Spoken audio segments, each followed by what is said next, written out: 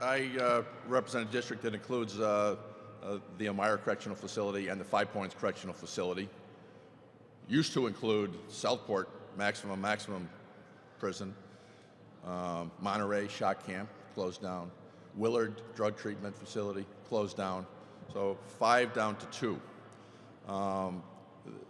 We've been saying for years, since the HALT Act, since before the HALT Act was passed, that this was going to be dangerous to our prisons. We've seen the effect that it's had on assaults in our prisons, on inmate assaults, inmate on staff assaults. The number of injuries has escalated exponentially since the implementation of HALT Act. It's made our prisons more dangerous. It's not a safe environment for anybody to work in. It's not safe for the inmates that are imprisoned there.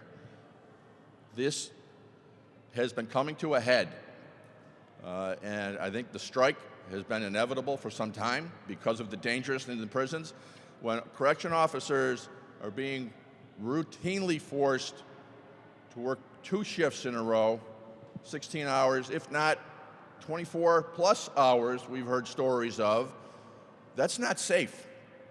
It's not safe for anybody, and it's dangerous. And it is wreaking havoc on the families of these correction officers. You were with us yesterday when we met with many spouses of corrections officers and children about the impacts this is having on their lives, their families, their children. This is an extremely dangerous situation.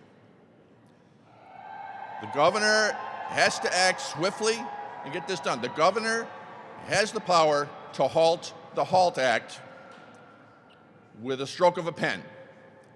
And she started that with the emergency declaration that she did in calling in the National Guard. If this isn't resolved quickly, the dangerousness level in our prisons right now that I'm hearing about, the governor is going to be stuck with National Guardsmen as hostages in our prisons that may be taken over by the inmates. This has to be resolved quickly. It has to be resolved responsibly and fairly to restore safety in our prisons. You know, when you have the most unruly, the most disruptive, the most assaultive, and the most dangerous inmates getting no discipline of their behavior in the prisons, that has created an extremely unsafe environment for the officers and the other inmates.